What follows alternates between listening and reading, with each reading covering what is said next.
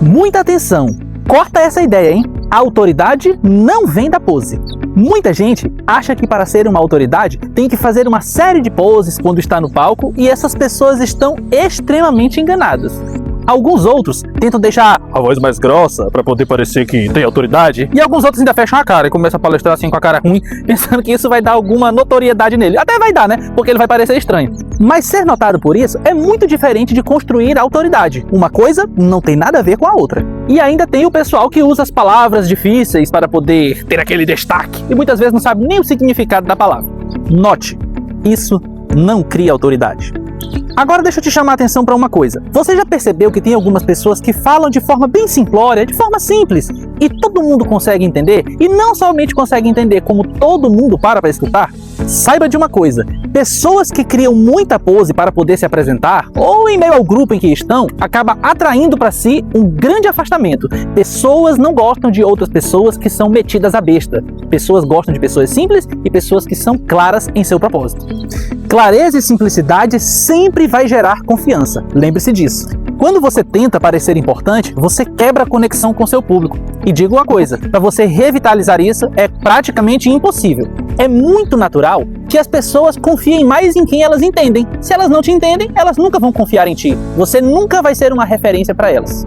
Então, dentro deste cenário, é importante que você fale para elas com clareza, não com pose, fazendo uma série de gesticulações, pensando que as pessoas vão ser atraídas por isso.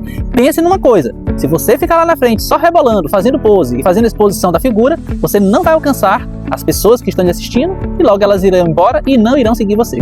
Então, neste cenário, é muito importante que você fale com as pessoas se utilizando de uma clareza, não com uma série de gesticulações, pose, fazendo firula, fazendo macacada lá na frente, porque nem sempre isso engaja.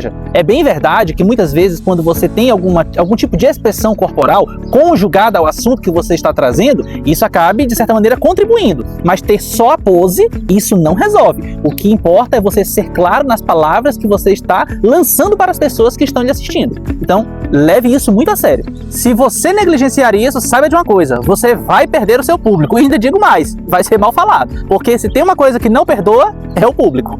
Agora, uma coisa é certa, sabe quando é que a autoridade nasce? É quando a pessoa olha pra você e fala assim, cara, eu entendi exatamente o que esse camarada aí quis dizer. O que esse cara disse eu entendi e é pra mim. Quando a pessoa fala isso, quando ela chega neste nível, pode ter certeza, é um público certo pra você, ela vai parar, vai lhe ouvir, ela vai falar bem de você e ela ainda vai compartilhar tudo aquilo que você posta, se caso você se utilizar da rede social. E é exatamente por isso que surge então a pergunta, se a autoridade não vem da pose, então ela vem de onde? Vamos para a solução do problema. Me segue aí. Então já deu para entender. Se você quer ser ou ter autoridade em algum assunto, você não precisa ter pose e nem você precisa estar fazendo questão de parecer ou tentar ser importante. Você precisa ter algumas outras ferramentas, alguns outros recursos. E eu vou falar agora um pouquinho sobre elas. A primeira delas, sem sombra de dúvidas, é a clareza. Depois, o que você precisa ter é previsibilidade.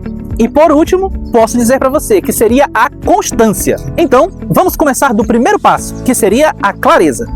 Quando você explica as coisas de forma simples, a pessoa que está ouvindo, ela se sente segura e contemplada. Agora, meu amigo, se você está palestrando e a outra pessoa tem que adivinhar o que tu está querendo dizer, aí, meu irmão, aí não. Aí quebrou dentro e perdeu a ponta. Aí você vai ter que repensar como que você vai abordar aquele assunto. Porque, como eu falei lá no início, você já perdeu a autoridade. Tem muita gente que leva para a explicação, para a palestra, alguns vícios de linguagem que prejudicam demais. Dentre eles é o coisa, aquele negócio, o não tem no final das frases. E isso atrapalha muito. São vícios que você tem que eliminar. E aí, às vezes, a pessoa está fazendo uma explicação e ela fala assim, não tem aquele coisinha? É, aquele coisa, o coisa do negócio, o coisa do negoçante. E ele leva isso de maneira imperceptível e pensa que não, ele estraga toda a comunicação. E isso deve ser eliminado com a maioria dos votos. E urgente. Mas faça uma ressalva. Afinal, toda regra tem a sua exceção. É bem verdade que você também não vai conseguir mudar o ser que você é para poder fazer uma palestra, porque você tem toda uma carga cultural,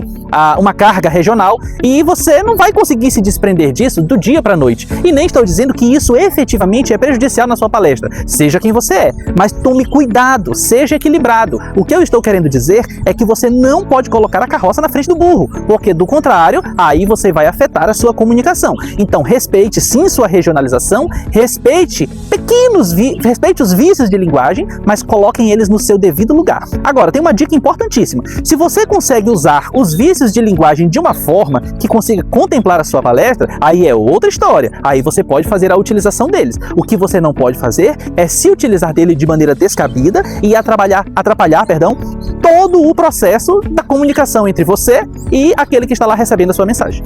E ainda, para ficar mais claro para você, eu vou dar um outro exemplo. Olha só, eu agora me utilizando de uma comunicação com vícios de linguagem.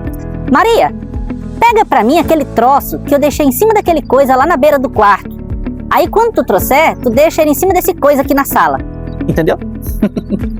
Dependendo do contexto, você não vai saber o que é o troço, você não vai saber o que é aquele coisa, qual é o canto do quarto, porque o quarto vai ter vários cantos e você não vai chegar a lugar nenhum. E é interessante, pessoal, nós nos acostumamos tanto a falar assim, de maneira informal, que quando nós partimos para a formalidade comunicacional, a gente acaba levando isso, e às vezes isso atrapalha. Então, policie-se. Aí você pode me dizer assim: ah, Renan, mas eu gosto tanto das pessoas que falam bem. E eu não estou falando para você falar mal. Eu estou falando que você deve se comunicar com clareza. Não adianta você se utilizar de inúmeras palavras difíceis e as pessoas que estão lá para lhe ouvir não entendem nada. É isso que não faz sentido. Então, aprenda a falar bonito, aprenda a falar palavras difíceis, mas definitivamente contextualizadas e explicadas na ocasião da palestra. Do contrário, isso vai gerar problema. Agora nós temos outro caso também. Existem aquelas pessoas que falam difícil, mas você gosta de ouvir. Aí vem uma outra questão. Por que você gosta de ouvir aquela pessoa que fala difícil, mesmo que você não entenda nada? Quando acontece isso e você gosta de ouvir a pessoa, mesmo que ela fale difícil, você pode prestar atenção. Geralmente é porque ou você já conhece a pessoa e sabe que ela é uma ótima pessoa, ou você percebe que, mesmo se utilizando de palavras difíceis, aquela pessoa é uma pessoa simples. Não é uma pessoa que se deixa envaidecer pela pose e tem um complexo de superioridade em relação àqueles que estão lhes assistindo. Dessa maneira, quando você encontra uma pessoa com esse perfil, por mais que ela fale difícil, mas ela sendo simples, você se identifica com ela. Aí você pode falar assim: ah, Renan, mas eu quero ser igual esse palestrante. Eu quero falar difícil, quero falar bonito e eu quero ser uma pessoa que transmita uma espécie de simplicidade. Tudo bem, aí é uma questão muito sua. Mas lembre-se que para você falar difícil, é necessário que você tenha também um vasto repertório. E é algo que se adquire com leitura, com experiências e coisas associadas a isso. O problema que nós estamos abordando aqui não é só o fato de você falar, se utilizar de palavras complexas. O problema é se utilizar de palavras complexas para demonstrar uma pose e até aquilo que você não é, e ainda fazer com que as pessoas não compreendam o que você quer transmitir. Então, nesse caso, ao invés de termos um diálogo, uma palestra, nós vamos ter um monólogo. Então é importante que você tenha isso muito resolvido na sua cabeça. Quer falar difícil? Quer falar bonito? Tudo bem, mas é importante que você carregue também ali uma carga de simplicidade e que, ao mesmo tempo em que se utiliza de palavras complexas, possa também revelar para o seu público o que aquilo significa. E aí sim, aí você tem um conjunto muito interessante a ser exposto e a ser trabalhado. Isso vai gerar clareza, segurança, lógica e entendimento. E aí vem a dica, pessoal, para suas atitudes simples. Fale uma ideia por vez, e para você aprender isso aí, assista o outro vídeo que tem o título Por que você trava quando vai falar? Lá eu explico muito bem como organizar a ideia dos pensamentos. Use de preferência palavras que qualquer pessoa entenderia. E aí segue uma outra dica importantíssima. Se você já sabe qual é o público que você vai enfrentar mais à frente, pesquise sobre esse público. Se você vai falar, por exemplo, para um grupo de evangélicos, verifique quais são os jargões que eles utilizam com frequência e use-os. Use-os no momento da apresentação. Isso vai fazer com que vocês fiquem mais próximos e até mais íntimos, né? E consigam fazer brincadeiras mais interessantes ali. Se você vai palestrar para um grupo de médicos, use termos da medicina. Se você vai palestrar para um grupo de professores, use termos da pedagogia, e aí você vai acabar se sentindo em casa. E o terceiro ponto é, confirme se as pessoas entenderam aquilo que você quis transmitir. E como é que você vai confirmar isso? Abrindo espaço para elas, abrindo espaço para perguntas, dando uma passeada no meio do público, conversando, perguntando o nome, faça perguntas do dia a dia até entrar no tema da palestra e a pessoa vai se sentir mais confiante. E aí ela vai acabar abrindo ali o jogo e isso vai acabar motivando as outras pessoas que estão ao redor a também falar. Aí você vai conseguir perceber quais foram os pontos fortes alcançados e quais foram os pontos que precisam ser melhorados. E vamos para o segundo ponto, que é a previsibilidade. Sabe de uma coisa? Pessoas que não são previsíveis, elas geram insegurança. E essa questão da previsibilidade, ela é muito interessante, porque ela pode atingir dois extremos. Quando você já conhece o palestrante, você pode dizer, eita, esse cara é bom. Ou essa mulher, essa daí desenrola bem o assunto. Agora, quando você já conhece também o cara, você também pode dizer, esse cara é muito ruim. E aí, dificilmente, você vai ficar na palestra dele. E se porventura tiver que ficar de maneira compulsória, ou seja, obrigatória, você já sabe o que vai vir, e isso é muito chato. E aí qual a reflexão que nós temos que fazer em cima disso? Você não quer ser esse cara sob hipótese alguma, o segundo cara do exemplo, né? Você, muito pelo contrário, você quer ser o primeiro cara. E numa ocasião bem interessante em que eu experienciei, nós tínhamos um grupo de políticos fazendo apresentações, e essas apresentações consistiam em parabenizar o prefeito daquela localidade. E esse povo já não sabia mais o que falar, e aí eles começaram a falar bobagem com bobagem. E teve um que falou assim, abre aspas, né? Prefeito, parabéns, porque o senhor nasceu no dia do seu aniversário.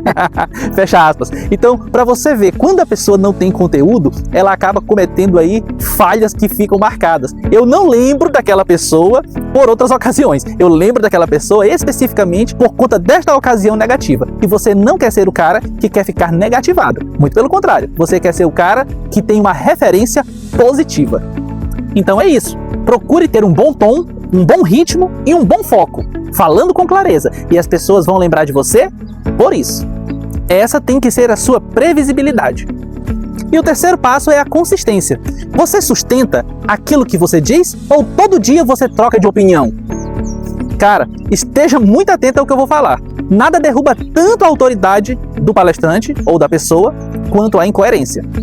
Se hoje você defende uma coisa e amanhã você já defende outra, contrapondo aquilo que você disse ontem, com certeza isso vai derrubar a sua autoridade. E aí vem a parte pior, porque o público vai deixar de te acompanhar. Mas note uma coisa importante, eu não estou dizendo aqui que você não pode mudar a sua opinião, sobretudo quando ela for de caráter científico. É claro que você pode. Você não somente pode, quanto você deve. Afinal, como é que nós vamos discutir com a ciência? O que nós estamos falando aqui é de inconsistência, caracterizando que você é uma espécie de Maria vai com as outras, muda de opinião de acordo com o vento. Então isso é muito prejudicial para o palestrante. Lembre-se, constância cria reputação. Já a pose, ela cria muita desconfiança. Se você treinar clareza, previsibilidade e consistência durante um espaço de tempo de pelo menos 21 dias, você vai ver que você virá autoridade por onde você passar. Isso vai se tornar natural em você. Se você conseguir treinar esses três passos, que é a clareza, a previsibilidade e a consistência, você vai conseguir entrar em qualquer lugar como referência no assunto que você está abordando. Nesse vídeo, eu não ensino você a parecer seguro, eu ensino você a ser claro. Porque a autoridade vem da clareza e não da pose. Se você quer ser ouvido, não tente impressionar, tente ser compreendido. E lembre-se mais uma vez, falar não é comunicar.